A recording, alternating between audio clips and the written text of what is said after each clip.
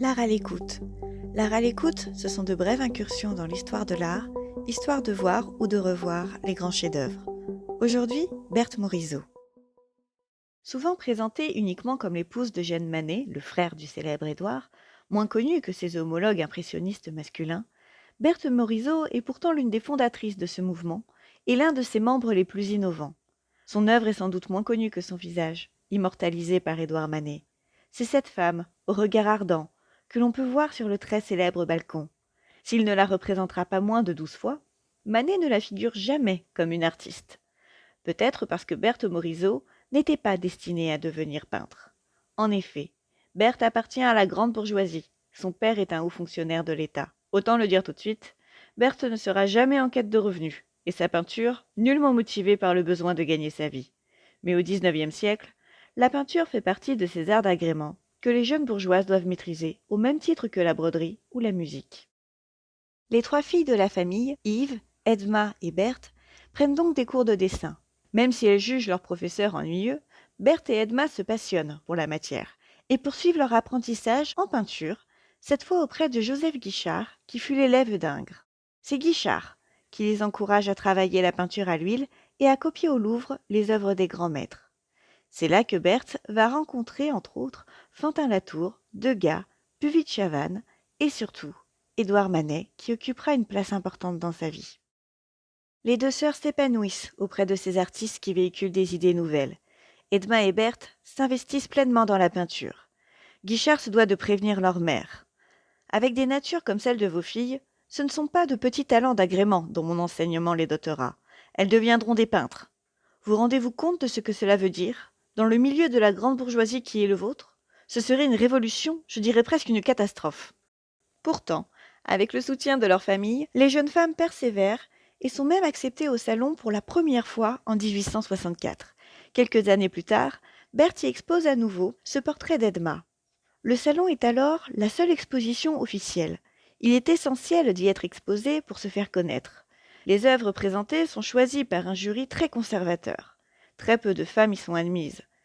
Ce tableau, présenté par Berthe, révèle aussi un moment important de la vie de Berthe Morisot. Sa sœur Edma s'est mariée et a suivi son époux à Lorient. Les deux jeunes femmes souffrent de la séparation, surtout Edma, qui s'ennuie. Berthe traduit dans son tableau la solitude de sa sœur, coupée du monde extérieur et désormais cantonnée à l'espace domestique par son mariage. Un choix que Berthe refuse de faire pour le moment. Contre les usages de son milieu, Berthe Morisot veut devenir un peintre professionnel. Même à distance, les deux sœurs resteront très proches. Edma, qui a abandonné la peinture, soutiendra toujours sa sœur dans ses choix, même lorsqu'ils seront très audacieux. En 1874, Berthe présente cette œuvre, Le Berceau, à la première exposition d'un groupe de peintres qu'on appellera bientôt les impressionnistes. Berthe est la seule femme à y participer. Elle quitte le salon officiel pour rejoindre ce mouvement considéré comme radical. Cela montre bien le caractère peu conventionnel de l'artiste. L'œuvre est aujourd'hui considérée comme une icône de l'impressionnisme. Elle représente Edma, penchée sur le berceau de sa fille blanche. Berthe transpose l'iconographie traditionnelle de la Vierge à l'enfant dans un monde domestique moderne. Le jeu de rideau, à la touche très libérée, crée une symphonie de blanc qui accentue encore l'intimité de la scène. Mais Edma semble bien pensive, mélancolique. Ce bébé représente son futur et ce à quoi elle a renoncé, la peinture. Berthe offre donc une interprétation très personnelle d'un sujet traditionnel. Édouard Manet a refusé de participer à l'exposition impressionniste. Il ne fera jamais partie du mouvement, mais il exerce une grande influence sur Berthe Morisot. Il se permet même de retoucher certaines de ses toiles, comme celle-ci, un portrait d'Edma et de la mère des deux sœurs. Si l'on observe une autre œuvre, cette lecture peinte par Berthe, le vert très dense et les touches de noir profond sont encore l'héritage de Manet. Elle finira par s'en détacher. Initiée à la peinture en plein air par Camille Corot, elle la systématise. Au contraire de Manet, elle adopte aussi la palette claire de son vieux maître, comme le montre cette aquarelle. Regardez aussi cette vue du petit port de Lorient. Notre attention est captée par l'étendue d'eau qui reflète le ciel. Berthe joue des effets de transparence pour rendre les mouvements de l'eau, un thème cher aux impressionnistes. Au premier plan, à peine esquissé, c'est Edma qui s'abrite sous son ombrelle. Fière de ce tableau, Berthe l'offrira à Manet. Ici, c'est Yves sa sœur aînée qui est représentée avec sa fille Paul, chez les parents de Berthe. L'œuvre est prétexte à une représentation de la ville, Paris. On reconnaît bien le dôme doré des Invalides dans le fond. Mais c'est aussi l'occasion de figurer des personnages en costume contemporain, et donc de montrer la modernité. Cependant, ce tableau agace beaucoup Berthe, car c'est elle qui le dit, dans la mise en place, cela ressemble à un Manet. Je vous laisse en juger. En plus de l'exposition impressionniste, 1874 est une année importante pour Berthe Morisot sur le plan personnel. Cette année-là, elle perd son père. Et pour ne pas devenir un poids pour sa famille, elle décide de se marier. Elle a choisi l'homme que vous voyez à l'écran, Eugène Manet, le frère d'Édouard. Ce tableau est réalisé lors de leur voyage de noces sur l'île de White. Il est révélateur de leur couple. Eugène est à l'intérieur et regarde par la fenêtre une femme qui se promène.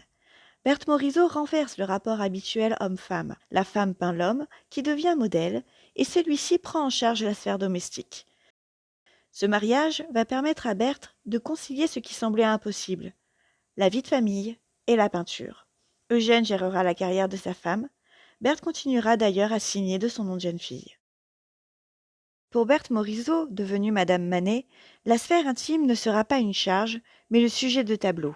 L'univers domestique est un thème investi par les impressionnistes. Suivant les injonctions de Baudelaire et de Duranty, la peinture nouvelle doit représenter la figure moderne dans son intérieur. Cette femme à sa toilette sera pour les critiques du temps l'exemple même d'une œuvre de Berthe Morisot et la démonstration de sa place majeure dans le mouvement impressionniste. Cette symphonie de blanc et de gris privilégie la construction par la couleur plutôt que par le dessin. La matière de la robe se ressent par la touche plus qu'elle ne se voit. Berthe Morisot propose aussi une vision unifiée du modèle et de son décor. La touche y est posée de la même manière, rapide et suggestive, que ce soit sur le fond ou sur la figure. Tout comme ce tableau, La Psyché, ces femmes à leur toilette ont un air XVIIIe siècle qui évoque Fragonard. Dans ces années 1880, le siècle des Lumières est à la mode. Berthe est donc certaine d'attirer l'attention. Mais sa manière de peindre, elle, est très novatrice. Berthe joue donc avec les codes attendus de la part d'une artiste féminine, car elle représente le monde des femmes, mais à sa manière.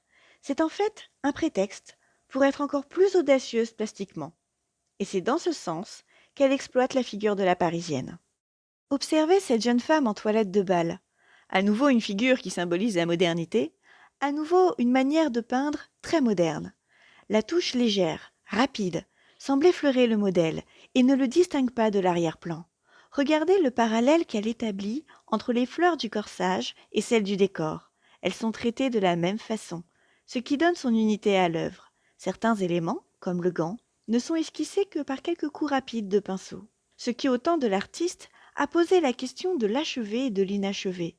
Une question qui est au cœur du débat impressionniste et à laquelle Berthe va donner une réponse radicale. Cette œuvre en est un bon exemple. Berthe représente son mari, Eugène, et sa fille adorée, Julie, ici âgée de 5 ans. L'artiste crée une sorte de tunnel optique.